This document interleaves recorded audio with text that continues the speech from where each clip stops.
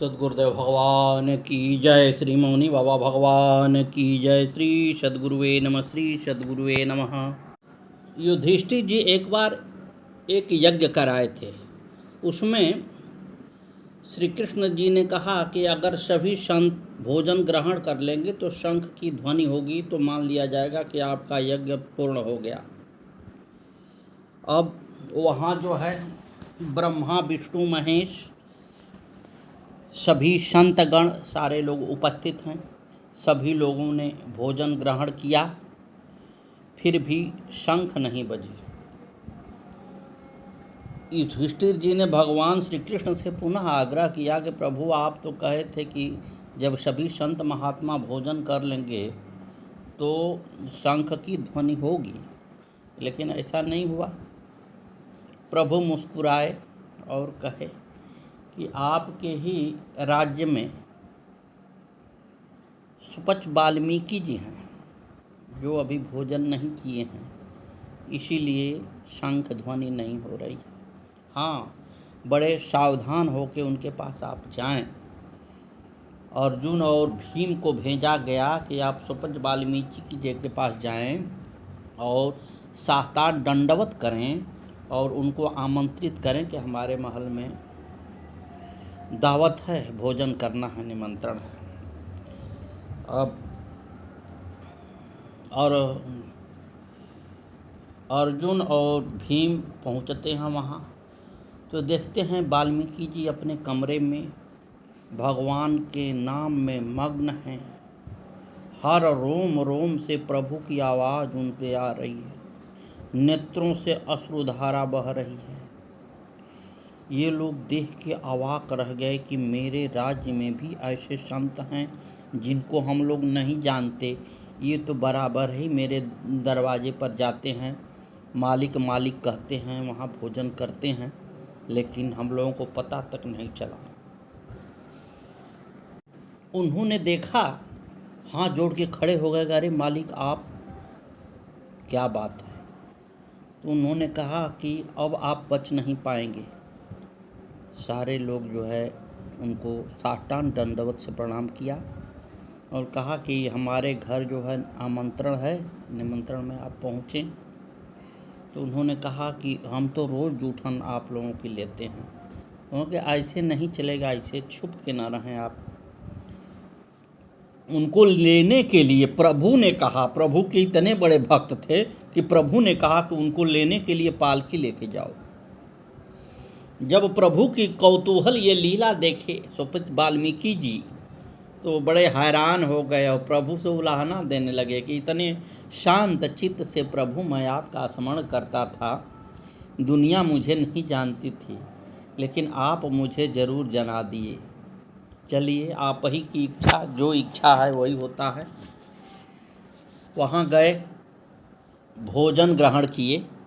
भोजन ग्रहण के बाद भी शंख की ध्वनि नहीं हुई। फिर युधिष्ठिर जी ने पूछा कि प्रभु, अब तो ये भी भोजन कर लिए हैं, क्यों नहीं हुआ। तो उन्होंने कहा कि कहीं ना कहीं वैष्णव अपराध बन गया है, इसलिए ऐसा हुआ है, पता लगाओ किसने क्या किया। द्रौपदी ने कहा कि मैंने किया, मैं इनके भोजन के लिए रात भर भोजन बनाया कि प्रभु के एक सेवक आ रहे हैं और इन्होंने सारा भोजन एक पत्तल में ही लेके भोजन कर रहे हैं। इसको देख के मेरे मन में ये आया कि अगर बड़े घर से होते तो हर भोजन का अलग अलग स्वाद लेते। प्रभु ने कहा यही अपराध बन गया, उन्हीं से पूछो। जब उनसे पूछा गया, कृष्ण जी ने स्वयं कहा कि भाई आप ऐसा क्यों किए, अलग अलग क्यों नहीं स्वाद ले रहे हैं। तो उन्होंने कहा कि प्रभु, स्वाद तो आप लेते हैं, हम तो आपकी जूठन लेते हैं, हम तो आपका प्रसाद लेते हैं, इसलिए सार तत्वों को आपने ग्रहण कर लिया है, सब मिला जुला के, इसीलिए मैं अपने पेट को भरता हूँ। प्रभु मुस्कुराए और द्रौपदी से कहे कि इनको प्रणाम करो। द्रौपदी ने जैसे ही प्रणाम किया, शंख की ध्वनि होने लगी। सद्गुरुदेव भगवान की जय। श्री मौनी बाबा भगवान नमो नमः। आगे की कथा सुने। सुकन्या की प्रार्थना से प्रसन्न हो माँ भगवती ने उसे ज्ञान प्रदान कर दिया। तब सुकन्या ने उन तीनों में से अपने पति च्यवन मुनि का वरण कर लिया। तब अश्विनी कुमारों ने उस पतिव्रता को प्रसन्न होकर आशीर्वाद दिया। देवतुल्य सुंदर शरीर पाकर च्यवन मुनि ने अश्विनी कुमारों से कहा, मैं आपके इस उपकार के बदले आपका कौन सा हित करूं, आप बताइए। च्यवन मुनि के प्रसन्न देखकर दोनों अश्विनी कुमार कहने लगे, हे मुनि, आप हमें देवताओं के साथ सोमपान का अधिकार बना दीजिए। मुनि ने तथास्तु कह दिया।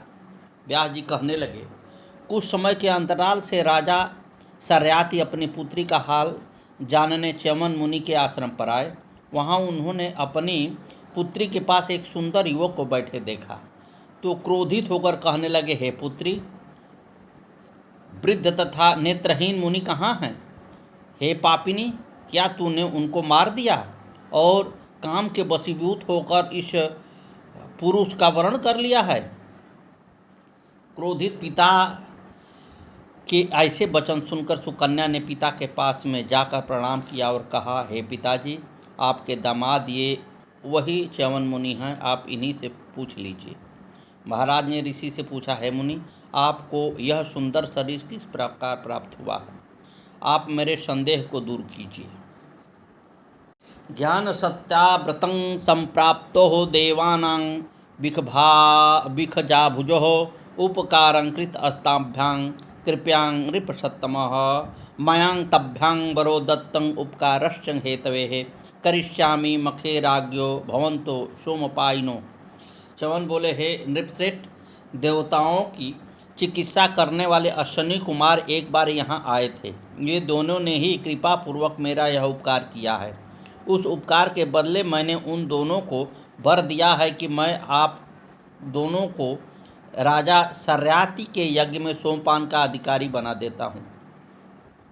ऋषि की बात सुनकर महाराज और महारानी बड़े प्रसन्न हुए और मुनि को प्रणाम कर पुत्री से भी अपने दुर्व्यवहार की क्षमा मांगने लगे और मुनि द्वारा दिए आसन पर बैठकर मुनि के अमृत वचन सुनने लगे।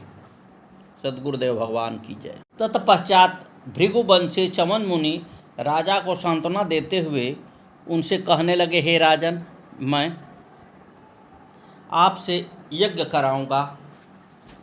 आप यज्ञ संबंधी सामग्री जुटाइए। मैं दोनों अश्विनी कुमारों से प्रतिज्ञा कर चुका हूं कि मैं आप दोनों को सोमपान का अधिकारी बना दूंगा। हे नृपश्रेष्ठ, आपके यज्ञ में मुझे वह कार्य संपन्न करना है और हे राजेंद्र, आपके सोम यज्ञ में इंद्र के कोप करने पर मैं अपने तेज बल से उन्हें शांत कर दूंगा और उन देव वैद्यों को सोमपान पिलाऊंगा। कालांतर में सर्याति राजा ने यज्ञ किया। उस यज्ञ में च्यवन मुनि ऋषि अश्विनी कुमारों से कहने लगे, अब मैं आपको सोमपान कराऊंगा। इसे सुनकर इंद्र बोला, यदि आप इनको सोमपान कराएंगे तो मैं आपको वज्र से मार दूंगा। इसे सुन ऋषि ने इंद्र के वचनों की उपेक्षा करके अश्विनी कुमारों को सोमपान प्रदान कर दिया। तब क्रोधित होकर इंद्र ने च्यवन ऋषि को मारने के लिए अपने वज्र का संधान किया, लेकिन च्यवन ऋषि ने उनके हाथ को भी स्तंभित कर दिया। ऋषि ने क्रोधित हो इंद्र को मारने के लिए कृत्या मद को उत्पन्न किया, जो एक महान बलवान दैत्य तुल्य दिखाई दिया। इंद्र भयभीत होकर मन में गुरुदेव का ध्यान करने लगे। गुरुदेव बृहस्पति ने इंद्र से कहा, हे इंद्र, इस मद नाम के असुर को वज्र या यंत्रों से मार पाना असंभव है। अब आप क्रोध त्याग कर च्यवन ऋषि की शरण में जाएं, तभी आपका कल्याण हो सकता है।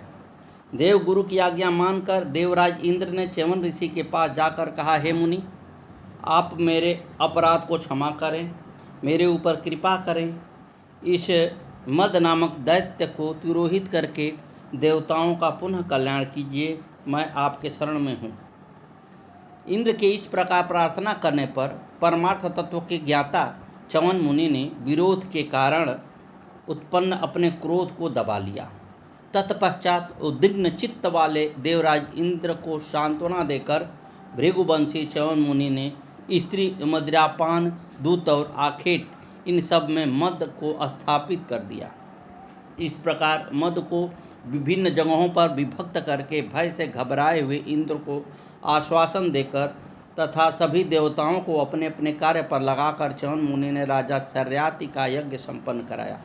तदंतर सभी धर्मों के आत्मस्वरूप भृगुवंशी च्यवन मुनि ने महात्मा इंद्र को तथा दोनों अश्विनी कुमारों को परिष्कृत सोमरस पिलाया। व्यास जी कहने लगे, हे राजन, अपनी पुत्री सुकन्या और तपस्वी च्यवन ऋषि से संतुष्ट होकर यज्ञ संपन्न करके महाराज शर्याति आनंद से अपना राज्य करने लगे।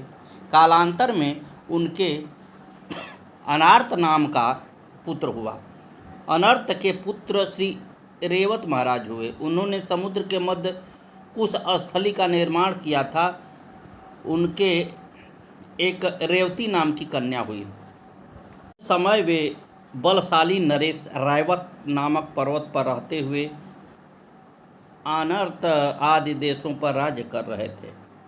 वे मन ही मन सोचने लगे, मैं यह कन्या किसे प्रदान करूं? अतः सर्वज्ञ तथा देव पूजित ब्रह्मा जी के पास जाकर उन्हीं से पूछ लूं। ऐसा विचार करके राजा रेवत अपनी पुत्री रेवती को साथ लेकर पितामह ब्रह्मा जी से वर पूछने की अभिलाषा से शीघ्र ही ब्रह्मलोक जा पहुँचे। इसे सुनकर जन्मेजय कहने लगे, हे मुनि, राजा रेवत अपनी पुत्री के साथ ब्रह्मलोक कैसे पहुँच गए? आप मेरे इस संदेह को दूर कीजिए। व्यास जी कहने लगे, हे राजन, पवित्र मन और सदा धर्म पर चलने वाले सदाचारी मनुष्य भी ब्रह्मादि लोकों में चले जाते हैं। सुमेरु पर्वत शिखर पर ही इंद्रलोक, संयमनीपुरी, सत्यलोक, कैलाश और वैकुंठ आदि लोग प्रतिष्ठित हैं। वैकुंठ को ही वैष्णव पद कहा जाता है। हे राजन, मनुष्य शरीर धारण करने वाले कुंती पुत्र अर्जुन इंद्रलोक में 5 वर्ष तक सानंद से रहे थे तथा ककुस्थ आदि राजा भी मानव शरीर से स्वर्गादि लोकों में जा चुके हैं। एक बार महाराज महामीक भी गए थे। वहाँ उन्होंने गंगा जी को शरीर पर से हवा द्वारा उड़ जाने के कारण वस्त्र रहित अनावृत अवस्था में देख लिया था और काम विचार आया था। गंगा जी भी मुस्कुरा दी थी। यह सब ब्रह्मा जी ने देख लिया था और उन दोनों को पृथ्वी पर जन्म लेने का शाप दे दिया था। दैत्य और दानव भी विष्णु भगवान के पास कई बार प्रार्थना करने गए थे। महाराज मुचकुंद और महाराज दशरथ भी देवताओं की सहायतार्थ दैत्यों से युद्ध करने जा चुके हैं। हे राजन, आपको संदेह नहीं करना चाहिए। जन्मेजय कहने लगे, हे व्यास जी, ब्रह्मलोक में पहुंचकर महाराज रेवत ने फिर क्या किया था? व्यास जी कहने लगे, हे राजन, महाराज रेवत जब ब्रह्मलोक में पहुँचे तब उस समय पर वहाँ गंधर्व द्वारा संगीत का आयोजन किया जा रहा था। महाराज उसे देखकर आनंदित हुए।